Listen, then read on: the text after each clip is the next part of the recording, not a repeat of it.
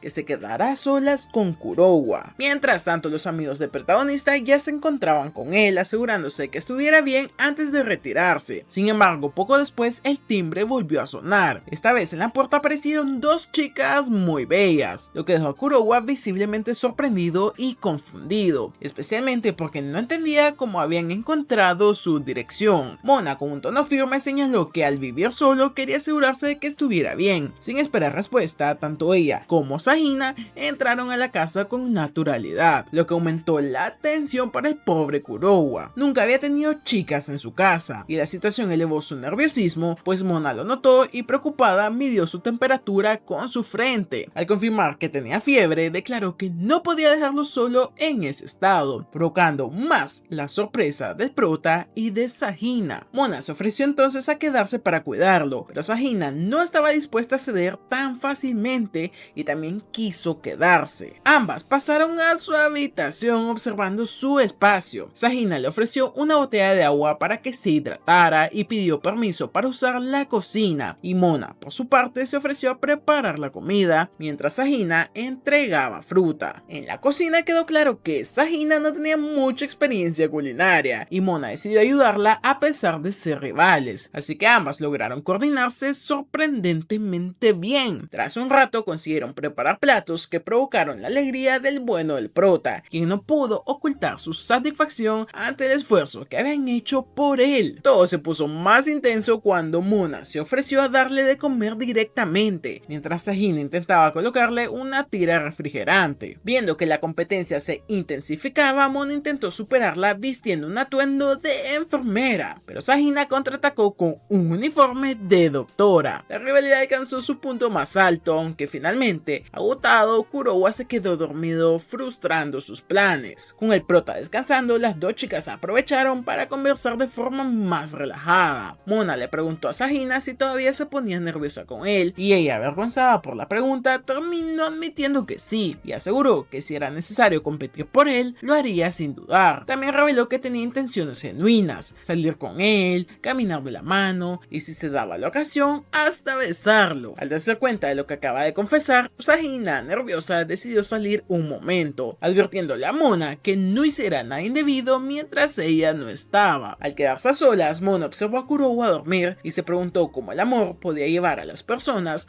a actuar de forma tan irracional. Mientras ella se encontraba sumida en sus pensamientos, Kurowa, aún medio dormido, terminó cayendo en sus brazos, y en ese momento Sahina se dirigía a una tienda. Durante el trayecto recordó aquella ocasión en la que se tropezó con Kurowa y él la ayudó. Ese había sido el instante en la que ella quedó completamente flechada de él. De vuelta en casa, Mona, aún con el protagonista sobre ella, lo acomodó nuevamente en la cama. Sin embargo, al verlo tan de cerca, sus labios a escasa distancia de los suyos, sintió una fuerte tentación de besarlo, y estuvo a punto de hacerlo, pero en el último instante se detuvo. Fue entonces cuando Sahina regresó y la sorprendió, acusándola de estar haciendo trampas. Pero para evitar un escándalo en la habitación de Kurowa, ambas decidieron salir para hablar en privado sobre lo que estaba ocurriendo. Durante la conversación, Sahina le reclamó a Mona que siempre insistía en que solo eran amigos, cuando en realidad ella estaba claramente enamorada de él. Presionada, Mona terminó admitiendo